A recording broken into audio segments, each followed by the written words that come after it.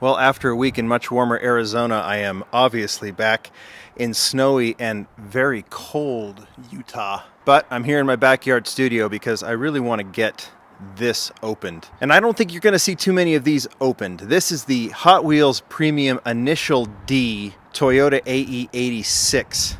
It seems like an obvious pairing. A Toyota AE86 done by Hot Wheels with the Initial D theme just goes hand in hand. If you're not familiar with Initial D, it's a Japanese cartoon. It's been around forever. This AE86 is very, very famous in this panda livery. But there are particular licensing specifics that make it so this model will never be seen, at least at the market, in the United States. It is a Japan-only exclusive. It was done as a promotion, I think, with a magazine or a game or something like that. You order a particular one, you would get this model, and it has skyrocketed in value in just the couple of months that it's been out to well over $400. I was able to get my hands on one, and while I think it's with that fantastic artwork and the fantastic model, it makes a ton of sense to keep this carded. My job is to open these up. So I'm going to do that so that if you happen to get your hands on one of these things and want to retain its value and also just want this beautiful piece showcased the way it is, or at least displayed the way it is with this awesome card art,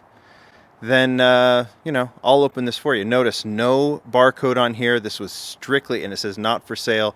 This was strictly a promotional piece, and the only way to do it was to make it a Japan exclusive. Well, let's go ahead and do this. But before you do, I actually brought out a few of the kind of limited exclusives that Hot Wheels did this year. There's some that were super exclusive, like the Super 73 e-bike Bronco exclusive that you can only get by buying the bike. This was one. This was the Herschel exclusive, the Land Rover Defender 90. This was released this year. Then, of course, there was the IWC exclusive. This is the Mercedes-Benz 300 SL that was done with IWC. A super exclusive model was essentially handmade that was sold with the actual watch. And if you didn't have, 10, 15, 20, if you did the charity, $90,000, you weren't going to get that special one. I don't have that one. But they did do this special version of using the premium casting of the 300 SL. This is a Zamac version.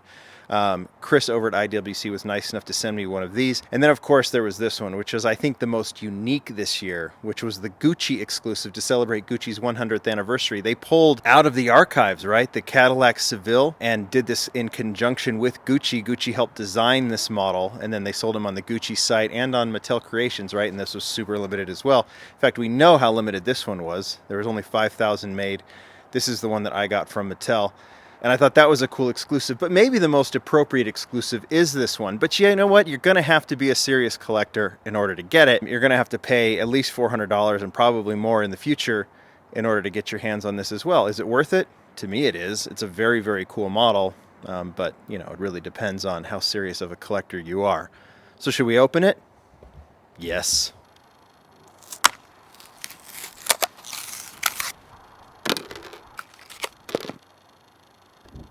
Here it is, all opened for you.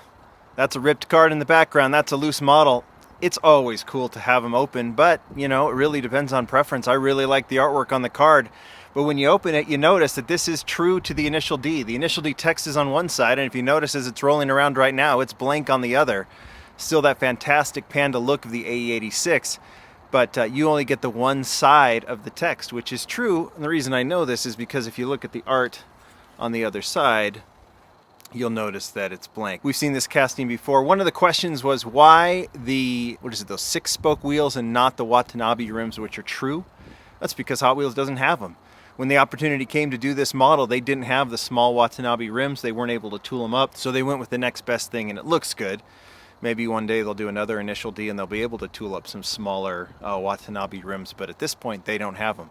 So there you go. That is the AE86 open for you so you can see it at least. I'll take some pictures of it. I'll put it up on the blog or on Instagram or something like that. But very, very cool model. Gucci, IWC, Herschel. You tell me which one's your favorite. Thanks, everybody. Bye.